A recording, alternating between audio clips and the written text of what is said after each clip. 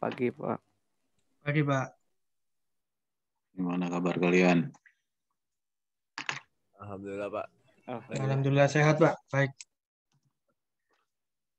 Ada yang perlu didiskusikan nggak?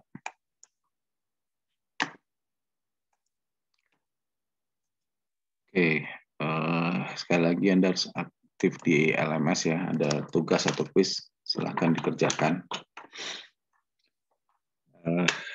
Saya akan review materi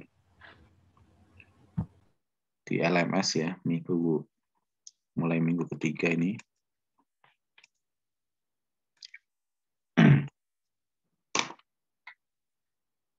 Oke, jadi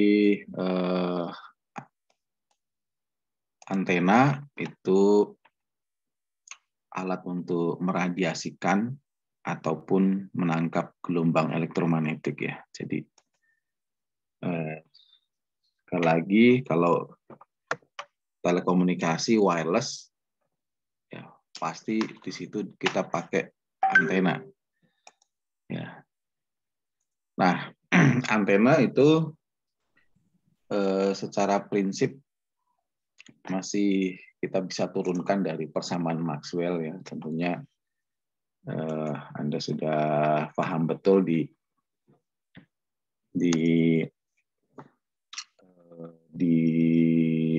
medan elektromagnetik, kemudian elektromagnetika telekomunikasi itu ya, sudah dibahas 4 persamaan Maxwell dan aplikasinya. Ya, jadi di sini secara basic, ini saya ulangin. Jadi kalau pada prinsipnya kalau ada arus, ada distribusi arus berubah terhadap waktu, maka di sekitarnya akan timbul medan listrik. Ya, medan listrik berubah terhadap waktu akan timbul medan magnet. Ini udah berkali-kali diulangi. Ya, kemarin ada daerah antena, ya, ada daerah medan dekat.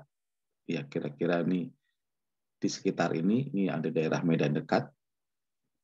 Ya, apa itu daerah medan dekat? Medan dekat itu daerah di mana benda-benda terutama logam itu mempengaruhi karakteristik antena. Nah, itu terkadang bisa diinginkan, bisa juga tidak diinginkan. Kemudian ada daerah medan jauh. Nah, yang kita bahas gelombang datar, ya, gelombang datar itu kita membahasnya adalah daerah di medan jauh. Oke, jadi di sini saluran transmisi atau kabel itu membimbing gelombang terbimbing, ya, medan listrik dan medan magnetnya terbimbing di dalam kabel, kemudian dilepaskan oleh antena ya, menuju ruang bebas, nanti di penerima berlaku sebaliknya ya, menangkap gelombang elektromagnetik untuk diubah ke saluran terbimbing. Oke, ini udah saya ulangi. Oke, nah karakteristik antena itu nanti menentukan aplikasi antena itu dipakai untuk apa ya. Jadi di sini nanti ada yang kita sebut sebagai parameter medan ya, atau field parameter. Nanti akan ada pola pancar atau radiation pattern, kemudian gain atau penguatan. Ya, jadi kemarin kita mengenal ada antena isotropik, ya, antena isotropis itu antena yang memancar ke segala arah sama besar, gitu. Pola pancarnya seperti apa? Pola pancarnya ya seperti bola karena memancar sama besar ke segala arah. Nah, ini patternnya seperti ini. Nah, kalau menyebar ke segala arah sama besar, ya ini nanti artinya tidak ada dalam sudut tertentu atau dalam arah tertentu itu lebih besar dibandingkan dengan arah yang lain. Nah, ini nanti disebut ya tidak ada gain, tidak ada penguatan karena memancar ke segala arah dengan sama besar.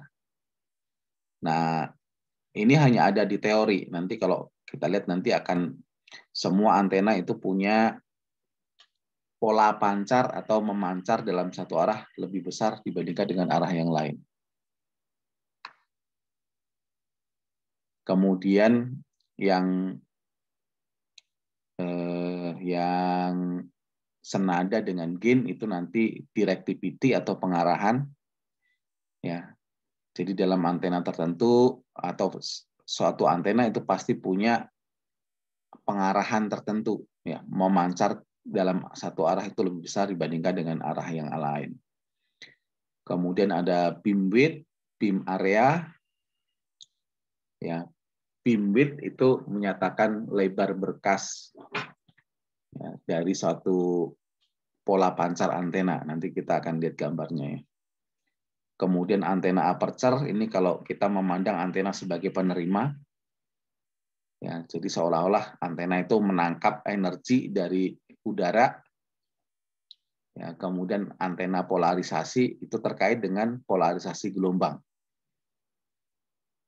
Nah, ini terkait dengan besaran-besaran yang berkait dengan medan ya. Kemudian ada yang terkait dengan sirkuit, ya, sirkuit parameter itu ada impedansi antena, ya. Jadi kita anggap antena itu sebuah komponen yang punya nilai impedansi, kemudian impedansi bandwidth, kemudian VSWR, ya, ini besaran-besaran ini harusnya Anda sudah tahu ya, return loss dan temperatur antena. Nah, temperatur antena ini terkait dengan noise. Ya, jadi nanti ini adalah sebenarnya bukan temperatur fisik ya, suhunya berapa derajat gitu. Jadi kalau sebuah antena besarnya suhu antenanya itu katakanlah 5.000 derajat Kelvin itu bukan suhu fisik ya, tapi ini adalah temperatur ekivalen noise. Ya, jadi ini noise itu dinyatakan dengan suhu. Ya, jadi kita sudah mungkin di sistem komunikasi sudah diperkenalkan ya, ada noise figure ya. Noise figure itu menyatakan representasi noise dalam bentuk suhu. Ya, jadi kalau kita lihat di sistem komunikasi, besaran noise itu akan sama dengan sebanding dengan suatu konstanta Boltzmann ya, dengan suhu dengan bandwidth.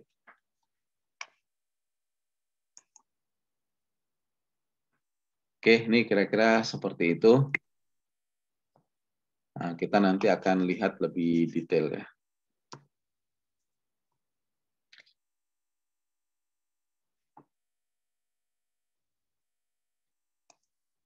Oke.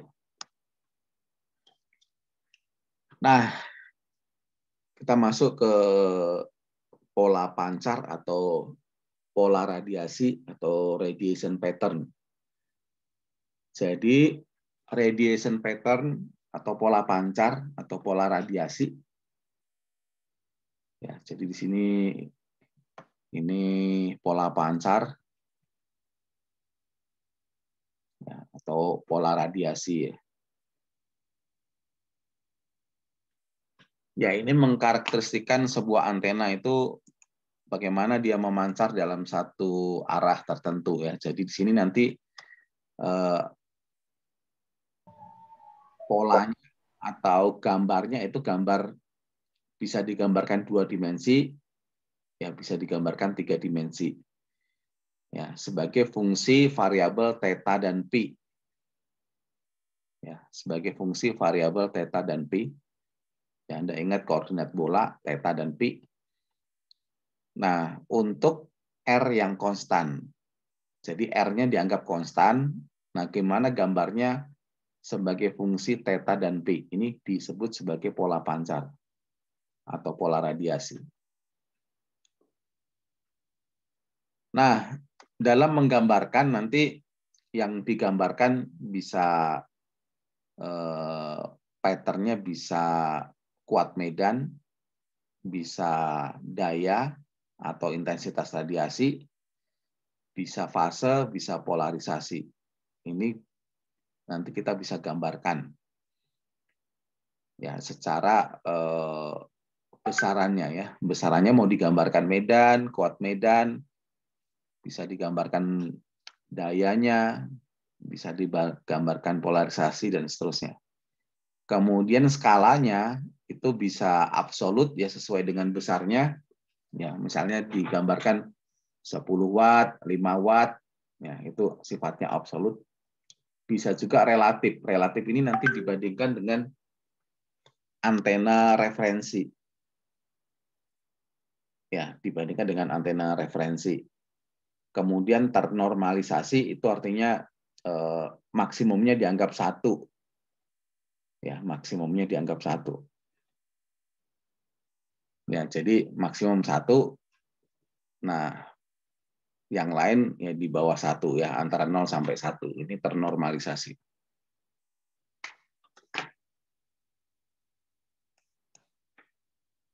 Oke, jadi ya ini contoh pola pancar ya. Tadi disebutkan ada antena isotropik, ya antena yang memancar ke segala arah dengan sama besar. Kemudian antena direksional. Direksional itu artinya antena yang terarah. Omnidireksional itu artinya antena yang pola pancarnya itu sama besar dalam satu bidang tertentu saja. Contohnya apa? Ya, contohnya kalau antena isotropik tadi bentuk pola pancarnya seperti bola ini, memancar ke segala arah sama besar. Kemudian direksional, ya, direksional itu memancar satu arah tertentu besar, arah yang lain kecil atau nol, gitu. Ya, makanya misalnya yang sering saya nggak tahu zaman kalian, ya misalnya ada antena TV yang masih analog gitu ya. Mungkin kita sekarang udah jarang nonton TV gitu ya.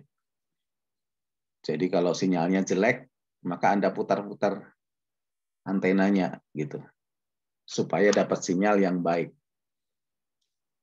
Nah, itu kenapa seperti itu? Karena antena itu memancar satu arah lebih baik dibandingkan dengan arah yang lain. Ya, jadi misalnya antena TV yang seperti Anda lihat gitu ya. Kemudian di sini ada reflektornya gitu ya.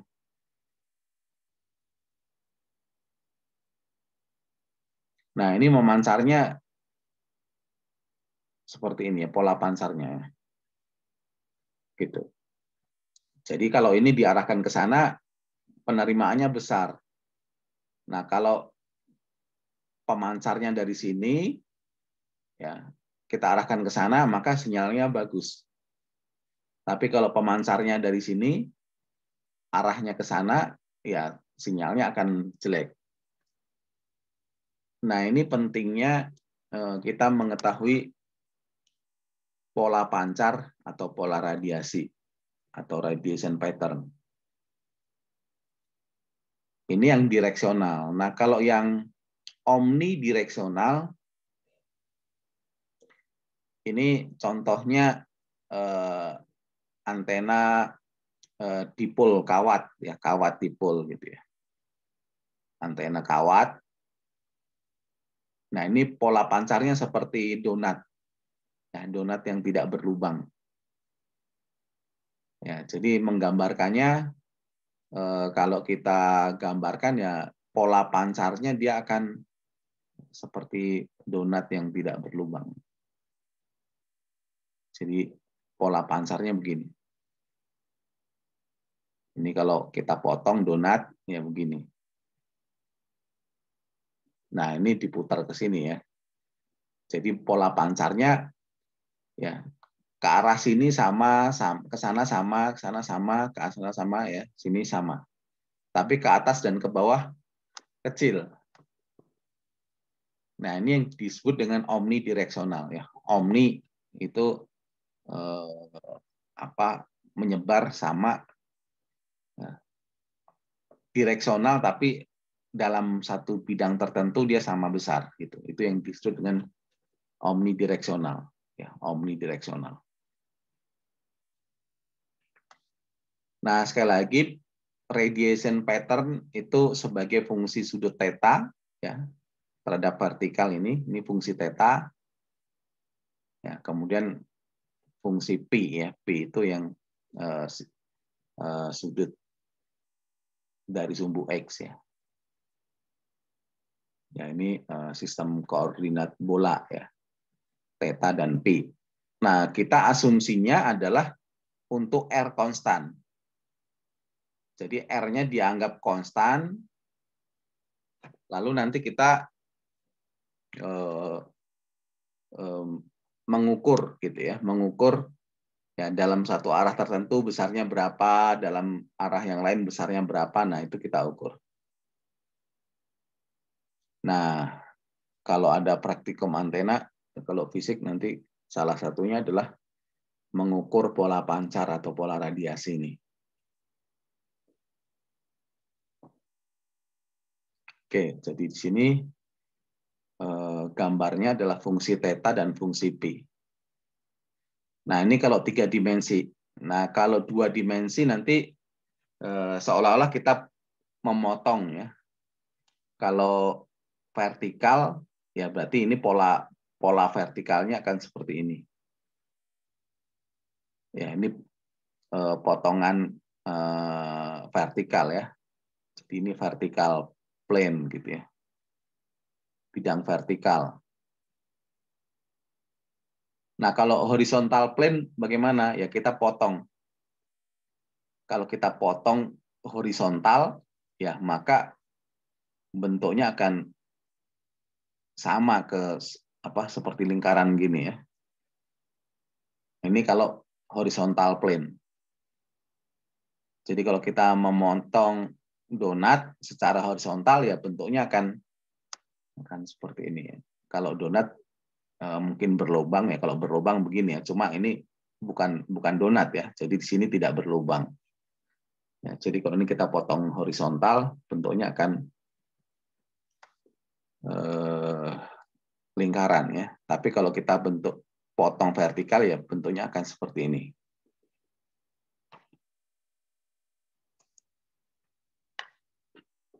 Oke, ada pertanyaan atau komentar?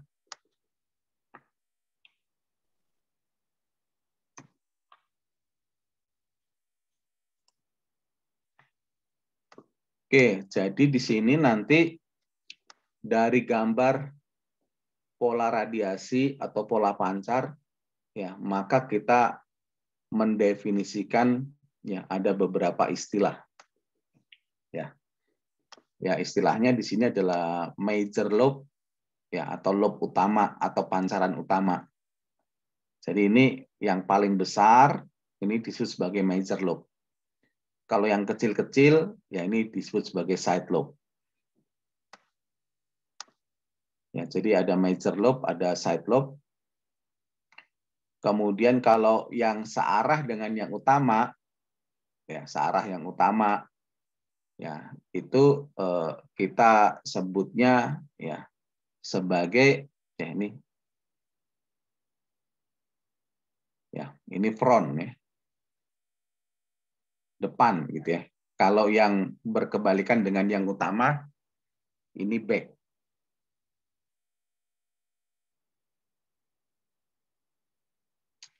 Nah, maka akan ada istilah front to back ratio ya. Jadi perbandingan ke depan dan ke belakang.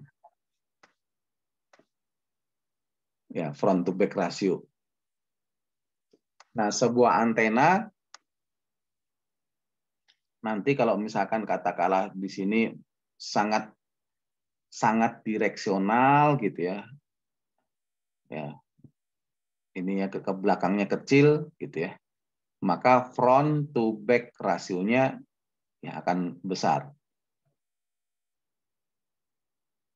Gitu. Tapi kalau misalkan antena tadi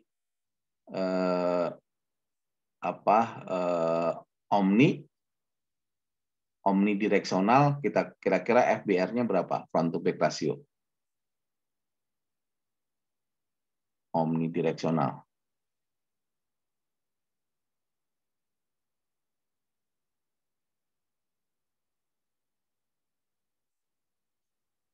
Nah, kalau omnidireksional tadi kan tidak ada, kalau boleh dikatakan di sini ya kan sama ke semua arah ya. Jadi kalau potongan horizontalnya kan ya seperti lingkaran gini ya.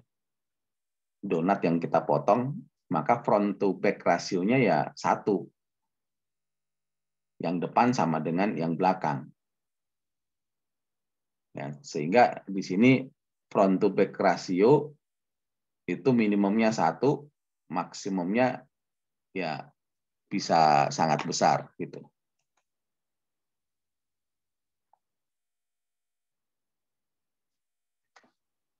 Oke, kemudian ya tadi ada major lobe, ada side lobe, ya ada back lobe ya. Back lobe itu yang mengarah ke belakang.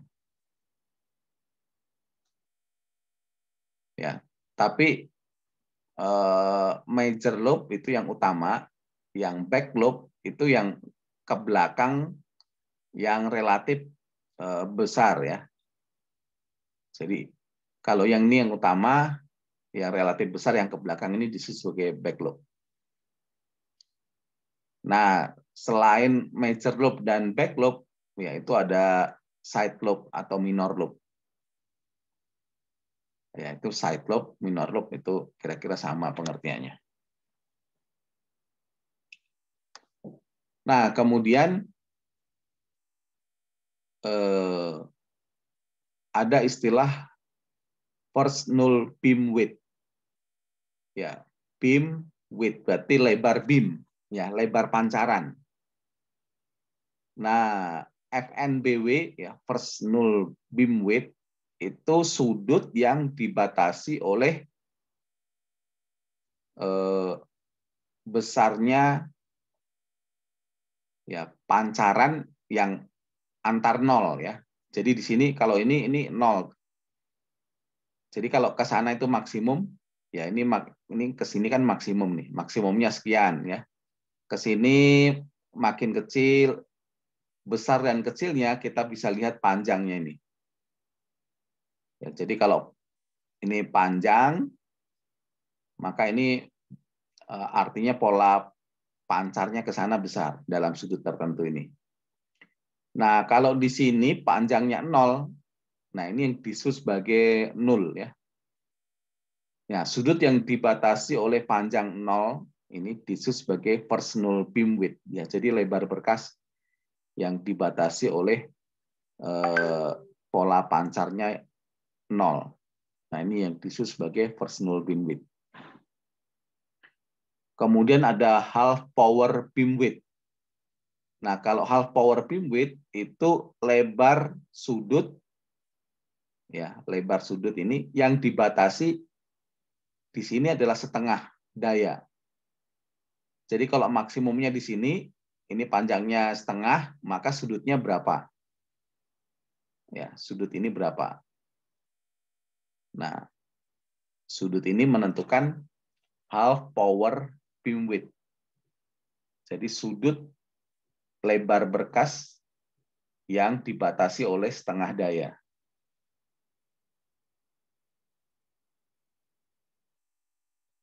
Nah, artinya di sini nanti kalau beam width-nya atau sudut antar ya tadi apakah FNBW atau HPBW ya. Ya, kalau beam kita sebut sebagai biasanya ini istilahnya adalah beam width gitu ya. Beam width kalau kita tidak spesifik itu biasanya mengacu pada half power beam width. Ya, jadi kalau kita bicara beam width lebar berkas ya kalau tidak diistilahkan khusus first null beam width maka asumsinya adalah half power beam width. Artinya kalau beam width-nya kecil, ya maka dia semakin terarah. Ya. Sama seperti kalau kita punya cahaya laser ya, dengan cahaya LED gitu ya. Kalau laser itu kan sangat terarah. Nah itu contohnya seperti itu. Kalau kita center itu kan menyebar ya. Kalau kita punya laser, maka kita sangat fokus. Nah, itu dalam cahaya ya. Tapi sebenarnya hampir sama ya. Jadi kalau kita fokus antena itu karena nggak kelihatan pola pancarnya ya bisa sangat fokus, bisa menyebar gitu. Nah, kalau yang mau secara terlihat ya cahaya lah. Kita bisa analogikan dengan cahaya senter dengan cahaya laser. Kalau senter dia menyebar, kalau laser dia fokus terarah. Ya. Jadi cahaya itu sebagai salah satu bentuk gelombang gitu. Nah, hampir sama seperti itu. Ya, jadi di sini ada pola pancar. Nah, ini istilah-istilahnya ada half power beamwidth, first null beamwidth, ada major lobe, side lobe, back lobe, ya, kemudian front to back ratio. Ya, perbandingan antara lobe yang ke depan ya, atau major lobe ya, dibagi dengan yang ke belakang.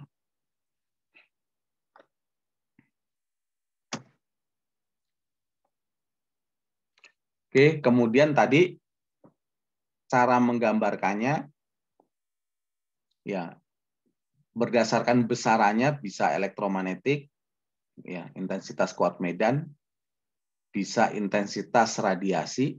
Ya, kemarin kita sudah mengenal ada intensitas radiasi. Ya. Kemudian bisa juga daya. Nah, ini berdasarkan pada besaran.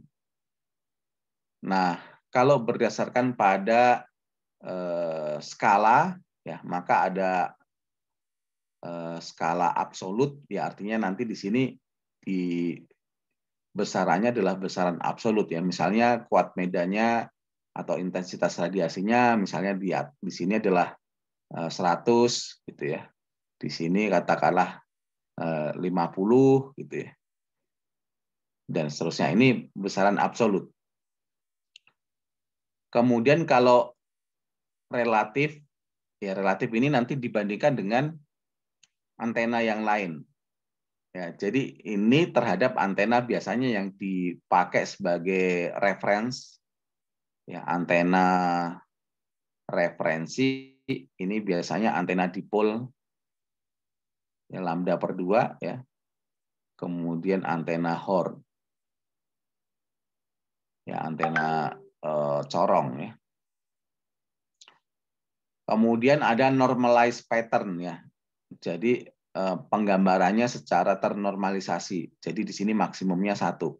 Ya, di sini maksimum 1 atau 0 dB. Nah, ini cara menggambarkannya.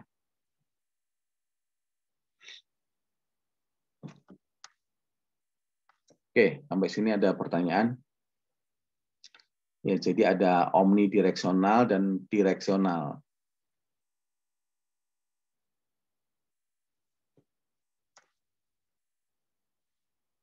Nah, biasanya kalau kita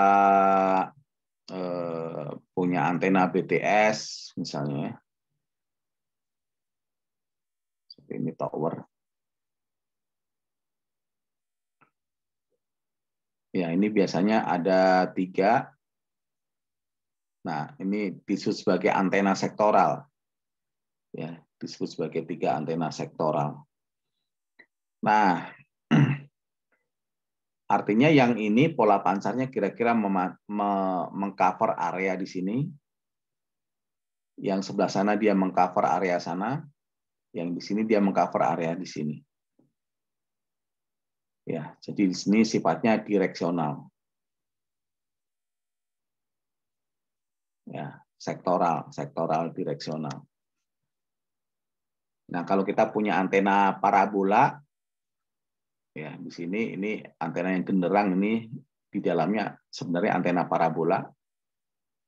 Maka ini direksionalnya ya lebih sempit beam width-nya. Ya, jadi kalau ini mengcover pada satu area, ya katakan ini sudutnya ke sini dan ke sini 120 derajat gitu ya. Kalau antena parabola itu ya sudutnya 5 sampai 10 derajat. Nah, semakin besar reflektor antenanya, itu maka dia akan semakin sempit ya. Jadi makin terarah gitu. Ya, jadi beamnya lebarnya di sini makin terarah.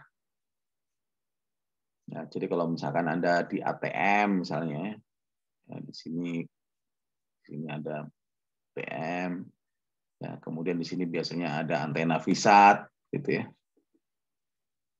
Nah, ini nanti secara struktur, ya ini sebenarnya ini antena yang ini adalah reflektor ya, reflektor.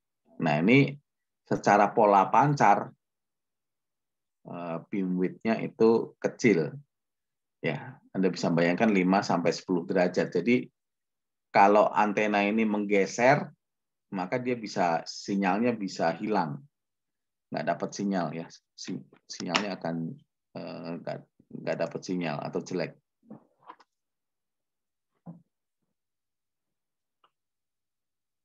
Oke, kira-kira seperti ini. Ada komentar atau pertanyaan? Silakan. Mau tanya, Pak? Ya. Tadi kan yang ini ya, yang antena 3 sektoral ini tuh, ya. Kan yang di BTS ya.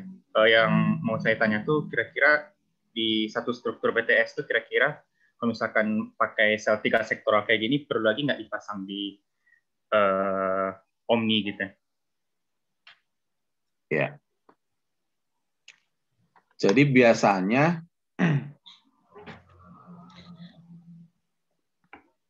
kalau di BTS ya ini nanti secara default itu 3 sektor ya. Nah, kalau kita pakai antena Omni, ya Omni kan tadi contohnya tadi seperti ini ya, antenanya Omni gitu ya, maka dia memancar ke sini seperti donat gitu ya. Nah, ini nanti berhubungan dengan kapasitas BTS sebenarnya. Jadi kalau di daerah itu, ya di daerah itu jumlah pelanggannya sedikit, ya jumlah pelanggan sedikit, ya jumlah pelanggannya sedikit, ya karena jumlah pelanggannya sedikit, maka awalnya dipasangnya bisa jadi antenanya adalah antena direksional, gitu ya, antena direksional. Nah, dibuat 3 sektor seperti ini itu sebenarnya seolah-olah di sini ada tiga BTS gitu. Ya ini BTS yang pertama, ini BTS yang kedua, ini BTS yang ketiga. Sehingga kapasitasnya lebih besar, lebih banyak. Ya, lebih banyak. Nah, jadi mengapa satu tower itu biasanya 3 sektor? Ya, supaya di BTS itu mengcover lebih banyak pelanggan. Nah, secara default biasanya untuk sistem seluler itu tiga sektor ya, defaultnya 3 sektor. Ya, jadi nggak perlu kalau kita sudah pasang 3 sektor ya harusnya sudah mengcover seluruh area itu, nggak perlu kita pasang omni gitu. Nah, kapan kita pasang omni, kapan kita pasang sektoral? Biasanya kalau di seluler itu terkait dengan jumlah pelanggan. Ya, kalau pelanggannya sedikit, ya udah satu aja lah, seolah-olah hanya dipasang satu BTS. Tapi kalau misalkan katakanlah diproyeksikan di daerah itu pelanggannya banyak, ya langsung dialokasikan di situ 3 sektor. Ya. Kalau sudah 3 sektor ya nggak perlu lagi pakai omnidireksional. Oke. Terima kasih, Pak.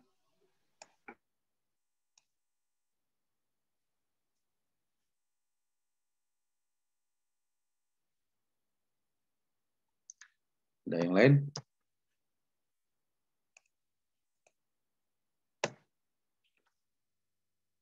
Oke, nah penggambarannya tadi bisa 2 dimensi, bisa 3 dimensi ya.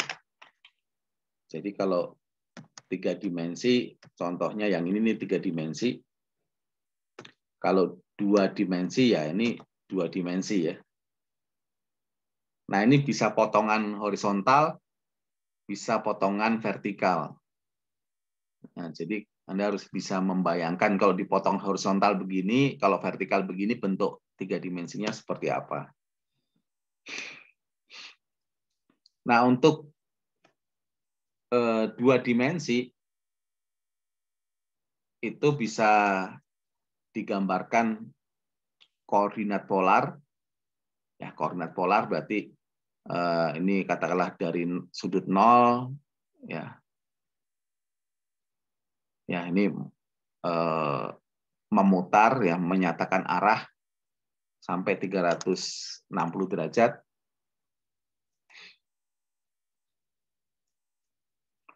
Kemudian bisa juga digambarkan secara kartesian. Ya, ini sudutnya 0. Ya, kemudian di sini P per 2, ya di sini P. P per 2, P. Ya, sebenarnya sama aja ya. Cuma ini di sini maksimum, maka ini maksimum di sudut 0 misalnya ya. Kemudian di sini 0 di sudut katakanlah 45 derajat misalnya ya. Maka di sini 0 45 derajat. Kemudian di sini ada side lobe. Ya. Ya. Side lobe yang ini digambarkan yang ini misalnya. Ya, dan seterusnya. Ya, jadi bisa digambarkan koordinat polar, bisa digambarkan koordinat kartesian. Nah, main lobe-nya yang lobe utama. Ya, ini main lobe atau major lobe. Kemudian half power beamwidth itu lebar berkas yang dibatasi oleh setengah daya. Ini sudutnya berapa? Ya, ini disebut sebagai half power beamwidth. Kalau first null beamwidth, ya first null beamwidth ya dibatasi oleh antar nol di sini. Nol di sini dengan nol di sini berapa sudutnya. Itu penggambarannya seperti itu. Bisa polar koordinat, ya bisa kartesian koordinat.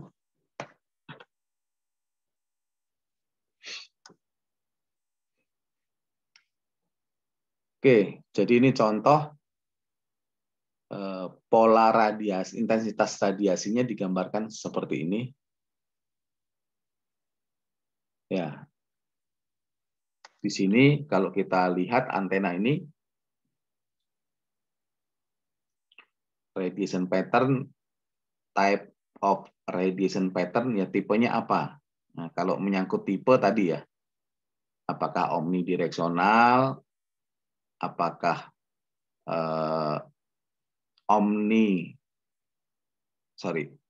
tadi yang pertama adalah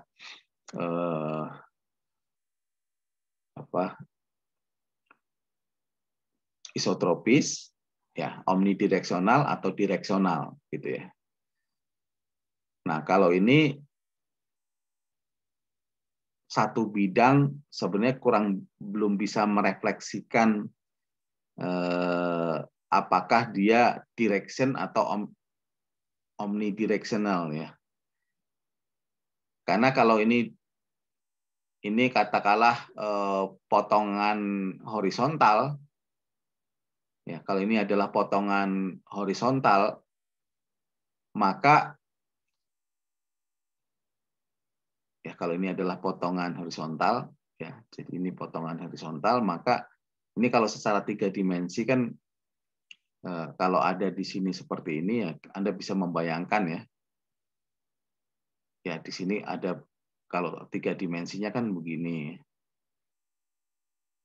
Ini kecil gitu ya. Ya, berarti di sini adalah direksional, ya.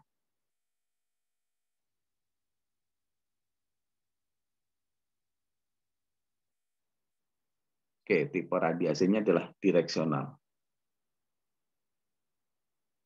Nah, sebenarnya kalau nanti kita lihat lagi lebih detail tentang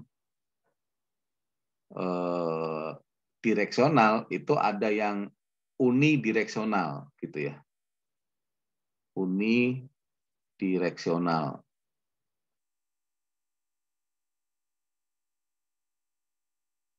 Ya, unidireksional berarti hanya satu arah, gitu. Ya, contohnya di sini seperti balon, gini ya. Yang kesininya kecil atau nol. Ya, ini yang disebut dengan unidireksional. Tadi kalau omni, ya tadi kalau omni potongannya seperti donat, gitu ya. Gitu ya. Ini omni. Ya, kalau yang ini uni, dalam satu arah tertentu saja, gitu. Ya, ini satu arah tertentu, ini semua arah sama.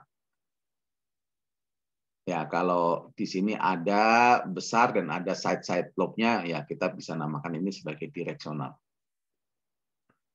Kemudian direction of maximum radiation. Ya, berarti ini arah maksimumnya tergantung ini bidang datar atau bidang vertikal, ya.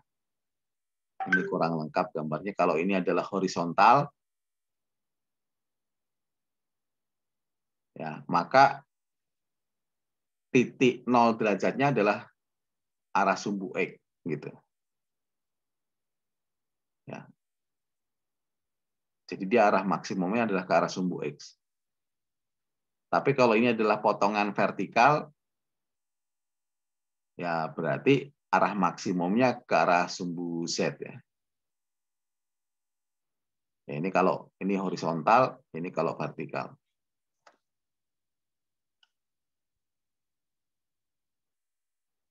Ya, kemudian side lobe level. Ya, side lobe level. Ya, kira-kira kalau ini 0 di sini dalam satuan dB, ya di sini adalah minus 25 dB, minus 25 dB, ini minus 30 dB. Ya, jadi side lobe levelnya minus 25, minus 30, minus 25. Kemudian front to back ratio. Nah, biasanya front to back ratio itu referensinya adalah yang depan itu dianggap yang major. Ya, jadi yang utama itu yang depan, yang belakangnya yang menghadap ke belakang ini yang back. Jadi kalau ini 0 di sini adalah minus 25, ya, maka front to back rasionya ya 0 dikurangi minus 25. Ya, berarti ini adalah minus 25 dB. Kemudian half power beam width. Ya, jadi kita cari di sini, kalau di sini 0, di sini minus 3 dB, berarti minus 3 itu adalah setengah. Nah, jadi sudutnya di sini dengan di sini. Berarti ini adalah 21. Ya, 21 derajat. Ya, ke sini juga 21. Maka HPBW-nya ya 2 kali 21. Ya, sama dengan 42 derajat. Nah, kira-kira seperti itu.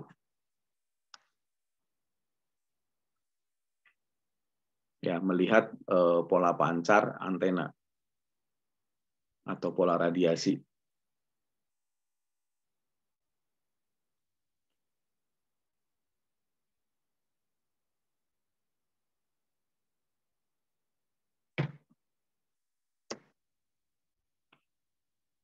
Oke, nah ini contoh ya antena yang di BTS. Ya, kira-kira gambarnya seperti ini. Iya, ini arah elevasi. Elevasi itu vertikal ya. Azimut itu horizontal.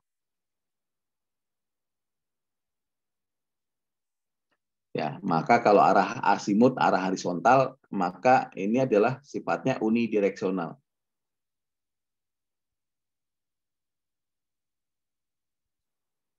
Ya, unidireksional ya. Jadi ini sektoral. Nah, ya jadi ini nanti yang maksimum itu arah yang ke sini, yang ini 0 derajat itu arahnya yang ke sini. Nah, jadi kalau misalkan ada suatu daerah tidak tercover, ya bisa jadi ini azimut itu arah mendatar ya. Jadi Anda bisa geser atau putar gitu ya, untuk mengarahkan pada satu arah tertentu supaya lebih baik gitu. Ya, jadi misalnya di sini banyak perumahan gitu ya. Banyak perumahan. Sementara di sini sawah gitu ya. Nah, ternyata antena ini menghadap sawah gitu. Maka ini putar ke sini sedikit supaya menghadap ke perumahan di sini misalnya. Nah, ini pentingnya mengetahui pola pancar ya.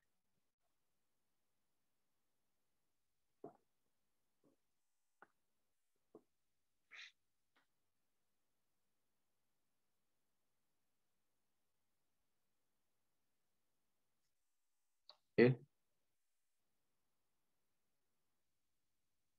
Ada pertanyaan?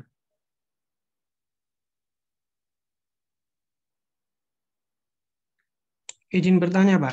Ya. Wah, kebetulan saya kan tinggal di daerah suburban gitu ya, Pak ya. Ya. Untuk sinyalnya sih bagus, tapi kadang kok lemot itu berarti apakah dari sinyalnya yang terhalang atau memang bandwidthnya yang kecil gitu? Karena kayak kerasa aneh aja sih, karena kan sinyalnya penuh gitu. Ya. Oke, sebentar nanti sambil saya jelaskan belakang ini. Jadi ini tadi omnidireksional, ini contoh antena omni. Ya, yang direksional ya ada antena horn, antena BTS tadi gitu ya.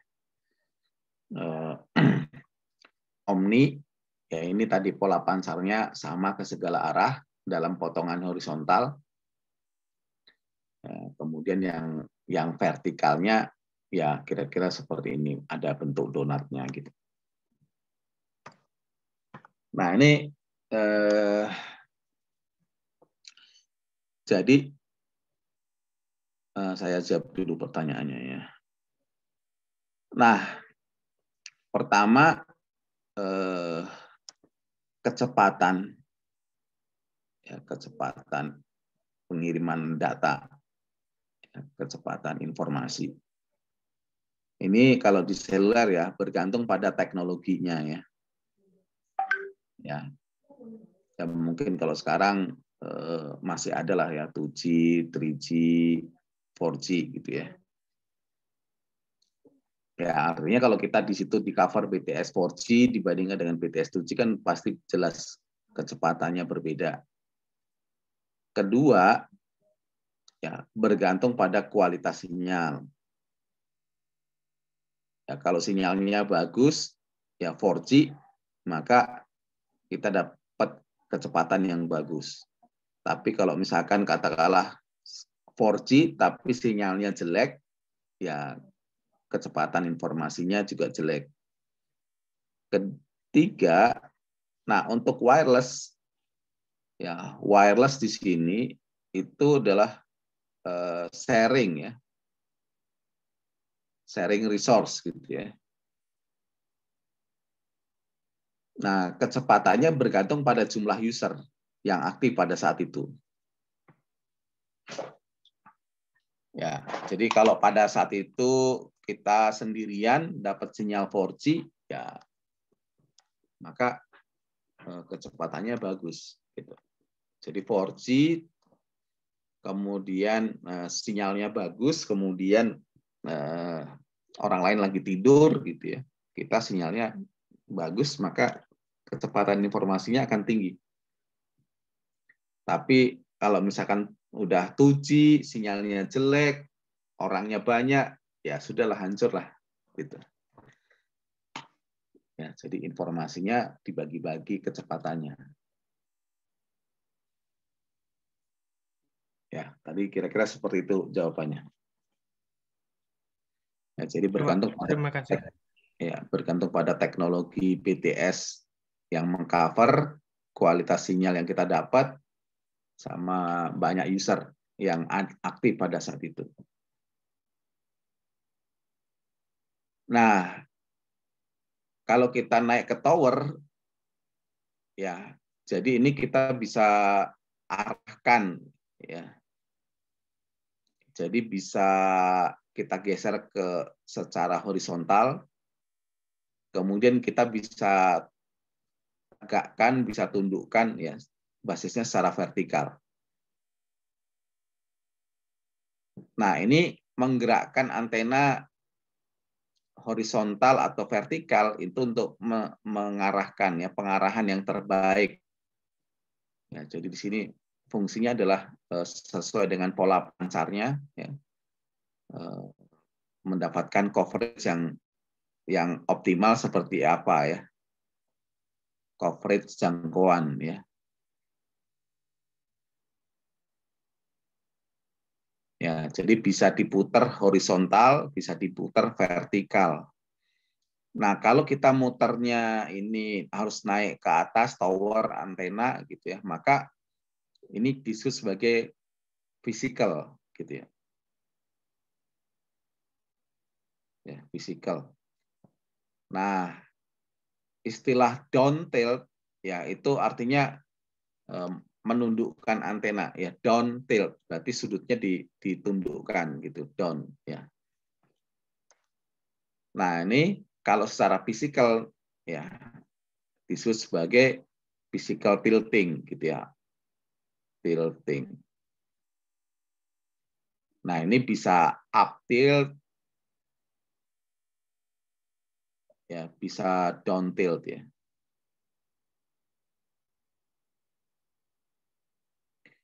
Nah, kalau kita mau ini misalnya nih, misalnya ya, jadi kalau up tilt itu menaikkan, down tilt menurunkan gitu. Nah, biasanya yang dilakukan ya ini ngatur tilting antenanya ini. Bisa secara fisik, bisa secara elektrikal. Nah, kalau elektrikal ini kita nggak ngatur, nggak naik ke atas tower, ya. Tapi di sini dari parameter antena itu kita bisa setting, ya, kita bisa atur seolah-olah menundukkan atau menegakkan atau memutar itu, ya, berdasarkan pada setting ada yang disebut sebagai electrical tilting. Mengubahnya tidak secara fisik, ya, jadi bisa di remote, ya, nggak harus naik ke tower. Nah, kira-kira istilahnya seperti itu. Nah, mekanismenya seperti apa nanti kalau kita sudah melihat distribusi arus di antena. Ya. Jadi kita lihat secara fisikalnya dulu saja, ada mechanical atau physical ya. Physical ini sama dengan mechanical, sama mechanical tilting atau physical tilting. Nah, kalau electrical kita tidak harus datang ke site.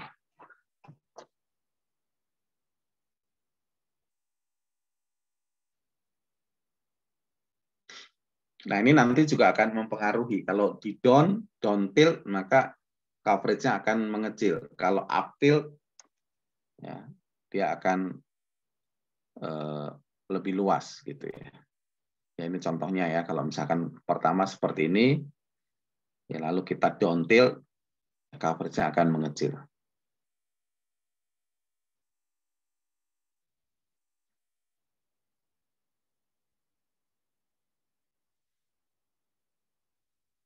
Oke, ya ini bentuk fisiknya seperti ini kira-kira.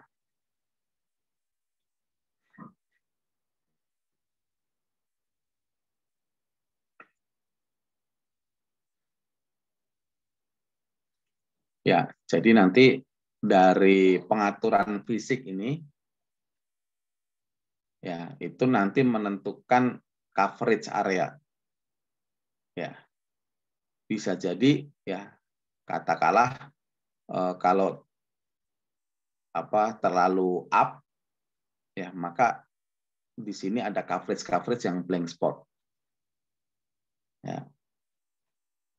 Tapi kalau terlalu down, ya maka di sini akan ada overlapping antar antena sektoral tersebut. Ini daerah overlap. Daerah overlap ini disebut interference atau saling mengganggu. Ya. Nanti ada cara-cara mengatasi interference.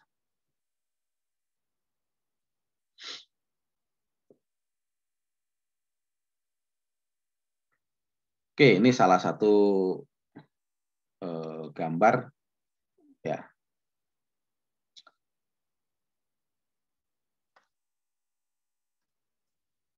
Oke, ini tentang pola pancar antena atau radiation pattern. Ya, pola pancar antena atau radiation pattern. Berikutnya, karakteristik yang kedua itu dinyatakan dengan directivity, ya, kemudian terkait juga dengan gain.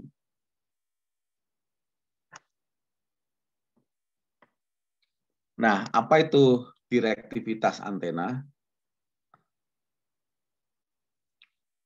Ya, direktivitas itu menyatakan perbandingan radiasi, ya, intensitas radiasi maksimum terhadap intensitas radiasi rata-rata. Ya, intensitas radiasi minggu lalu sudah dinyatakan dengan U, ya, dibagi dengan intensitas radiasi rata-rata. Ya, jadi kalau misalkan tadi sebuah antena pola pancarnya direksional seperti ini, kalau rata-rata, ya berarti dia menyebar ke segala arah sama besar. Ya, misalnya menyebarnya ke segala arah sama besar gitu. Maka yang dinamakan sebagai directivity, ya seberapa dia terarah gitu ya. Jadi perbandingan antara maksimum, ya intensitas maksimum, ya intensitas radiasi maksimum di sini, ini maksimumnya berapa? Ya di sini disebut sebagai panjangnya katakanlah UM, dibagi dengan kalau dia memancar ke segala arah, ya intensitas radiasi rata-ratanya U0. Maka perbandingan antara garis UM, ya besar intensitas radiasi maksimum dibagi dengan intensitas radiasi rata-rata, ini yang disebut dengan directivity.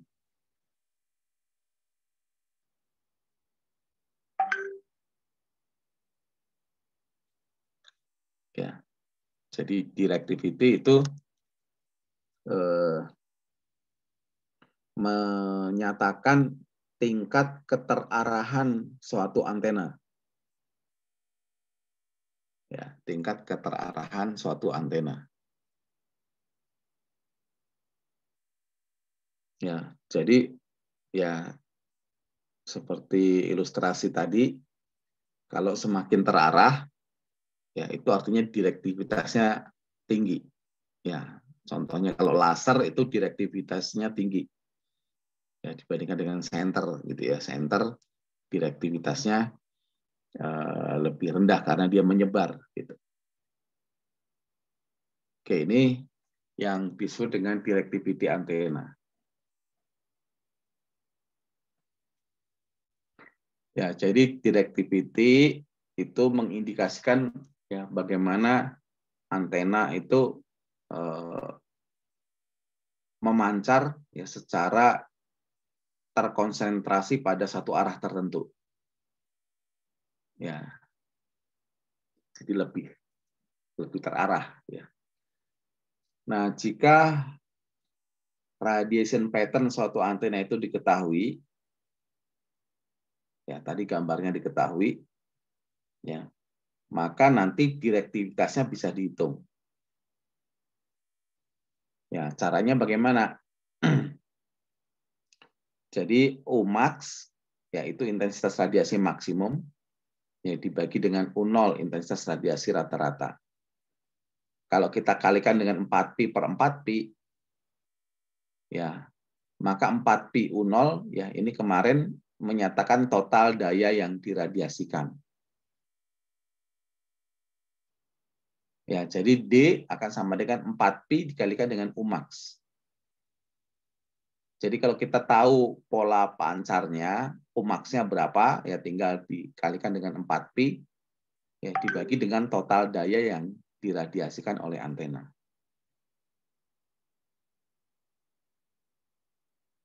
Ya, jadi misalnya, ya misalnya di sini ya kita bicara intensitas radiasi, ya berarti di sini intensitas radiasi itu daya per sudut ruang, ya. Jadi daya per satuan sudut ruang, ya katakanlah di sini satu antena, ya, katakanlah memancar intensitas radiasinya, ya katakanlah di sini adalah 10 watt per degree kuadrat atau per radian kuadrat misalnya ya.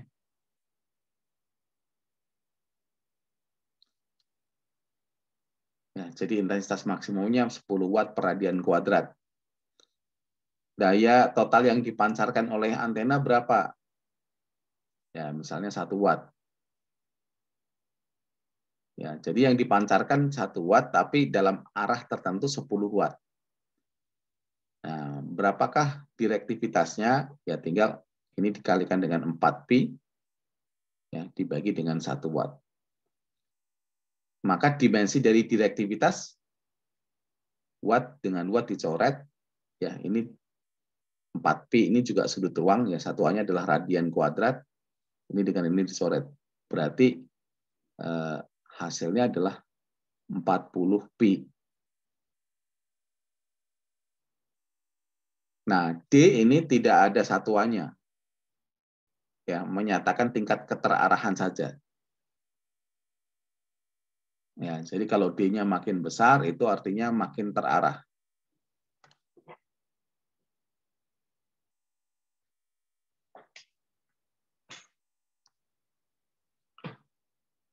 Oke. Ya, ini contoh ya. Yang tadi sudah digambarkan.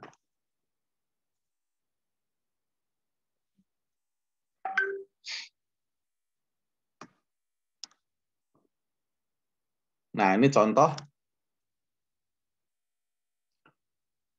sebuah antena mempunyai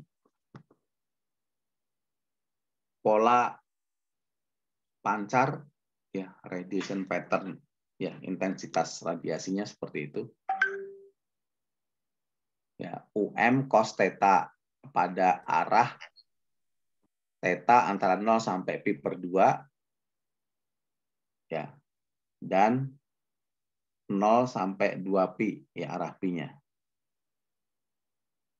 Ya, jadi theta itu adalah sudut ke sini ya. Ya, theta ini dari sumbu Z. Ya, di sini adalah theta sama dengan 0. Ya.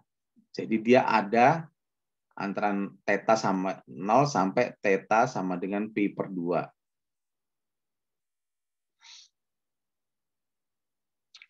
Kemudian arah pi-nya ya 0 sampai 2 pi. Berarti ke sini. Nah, sekarang kita gambarkan dulu ini cos theta. Ya, jadi di sini pada saat theta sama dengan 0, cos 0 adalah 1, maka U-nya sama dengan Ya, jadi pada saat theta sama dengan 0 sama dengan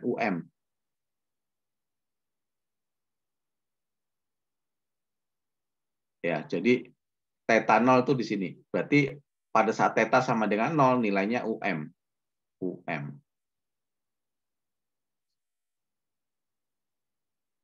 Nah, pada saat theta sama dengan pi per 2,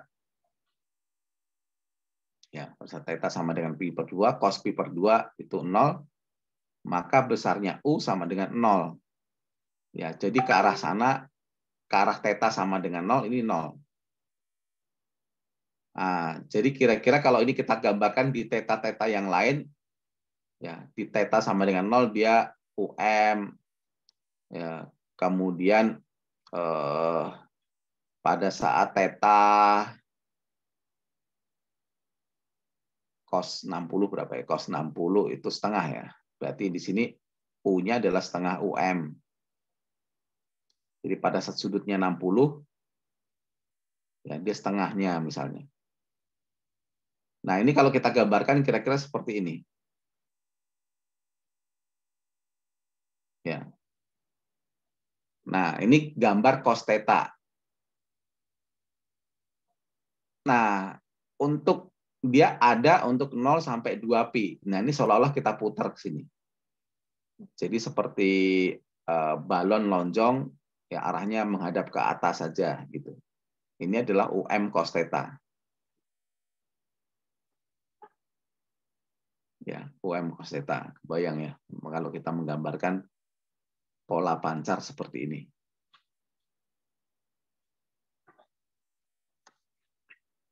Nah, minggu lalu berapa daya yang dipancarkan? Yaitu integral ya U ya.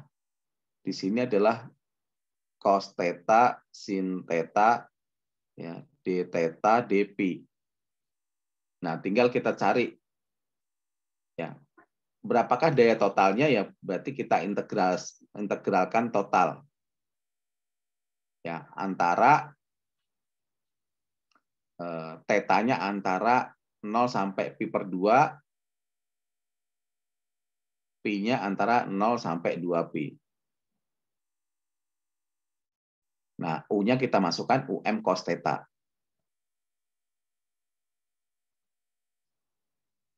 Sorry, ini kemarin sin theta d theta dp ya. Ini adalah U-nya. U-nya sudah kita masukkan di sini. Ya, jadi di sini cos theta, ya ini adalah U.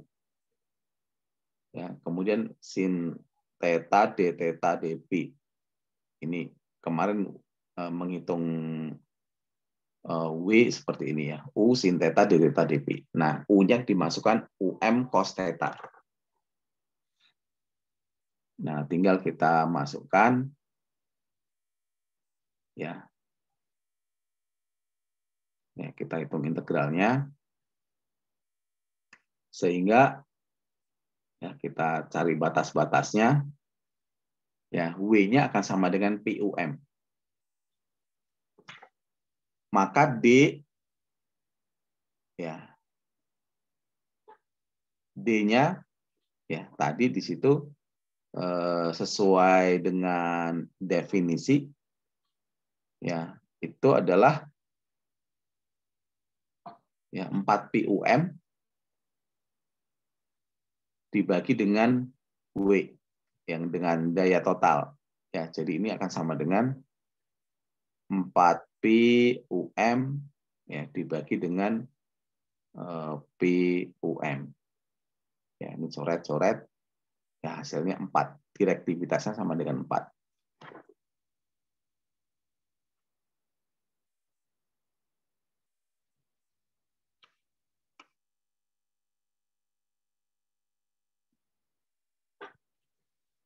Oke, sampai sini ada pertanyaan?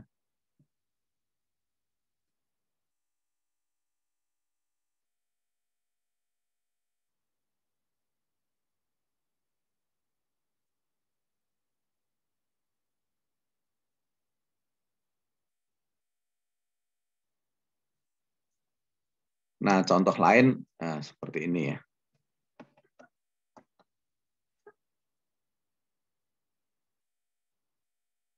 Oke. Jadi ini kalau yang digambarkan ini adalah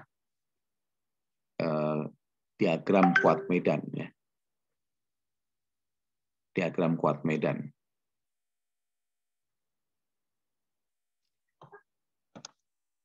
Nah, jadi di sini hubungannya kalau ini kita menggambarkan kuat medan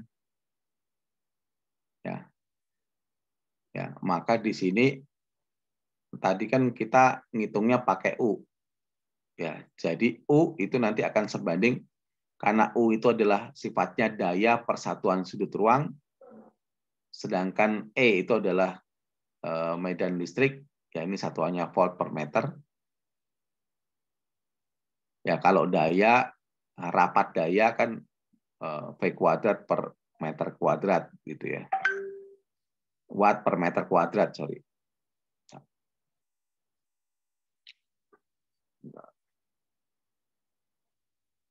Jadi relasinya adalah kalau kita mencari U, maka U-nya sebanding dengan E kuadrat.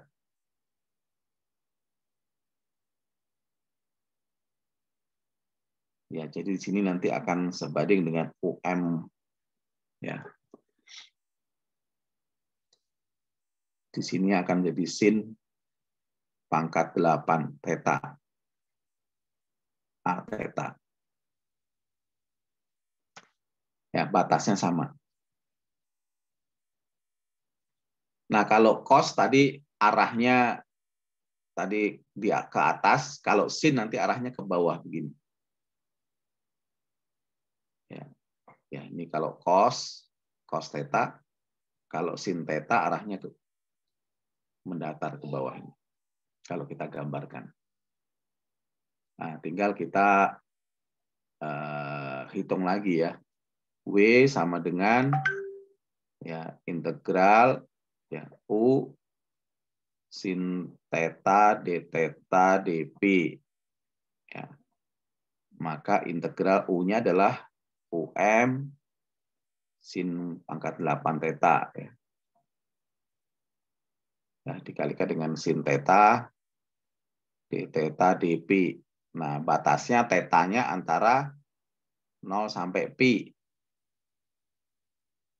Pi antara 0 sampai pi per 2. Nah, ini kira-kira Anda tinggal hitung. Nah, dapat W, ya, dapat W, maka kita dapat D-nya, ya, tadi adalah 4 pi UM, ya ini nanti sekian UM gitu ya, dibagi dengan W-nya.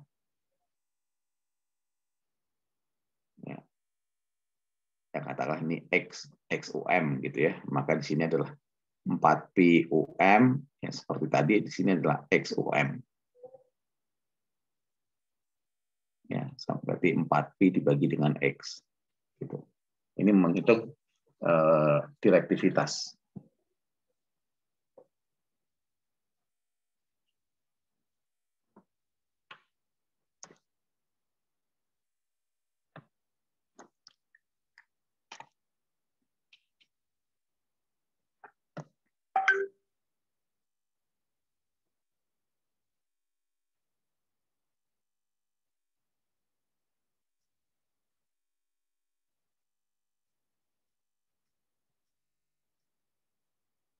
Oke, ada pertanyaan?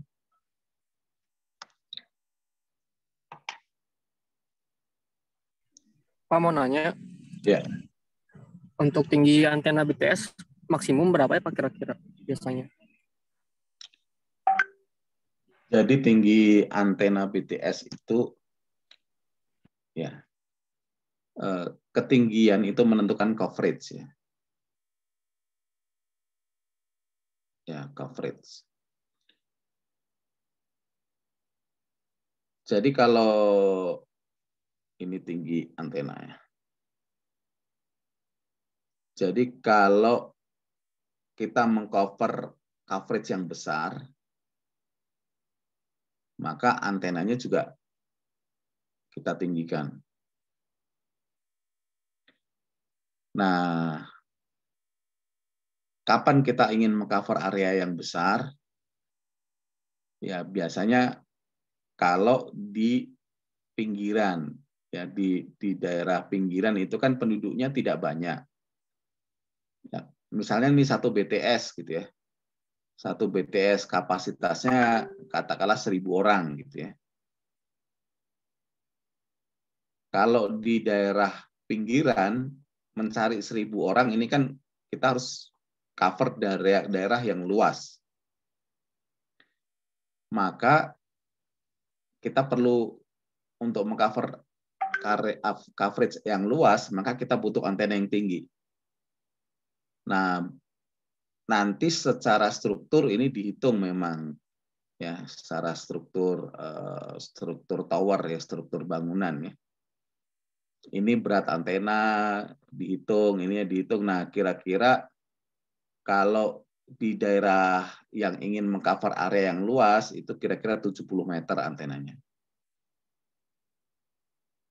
Ya, standarnya ya kira-kira dengan beban, ini kan nanti dihitung beban tower, beban kalau orang naik ke atas supaya antena tidak rubuh, ya fondasi, nah dan seterusnya. Ini kira-kira 70 meter.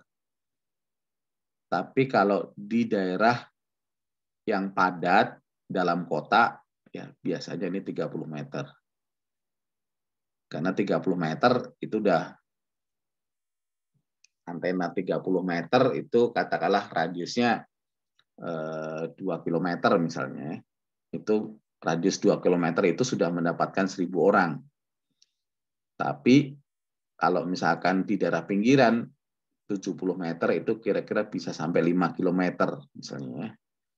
Nah, radius 5 km itu baru dapat 1.000 orang gitu. Ya, jadi kalau ketinggian antena itu kalau di luar kota itu biasanya 70 meter, kalau di dalam kota 30 meter, 30 meteran. Oke, ada pertanyaan lain? Terima kasih Pak. Yuk. Baik, kalau nggak ada, ya karena pertemuan online itu satu SKS dibatasi. Ya, terlalu lama juga bosan, jadi kita lanjutkan minggu depan ya kalau nggak ada pertanyaan.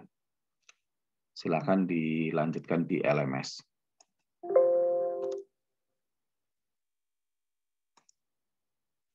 Oke, sampai ketemu minggu depan.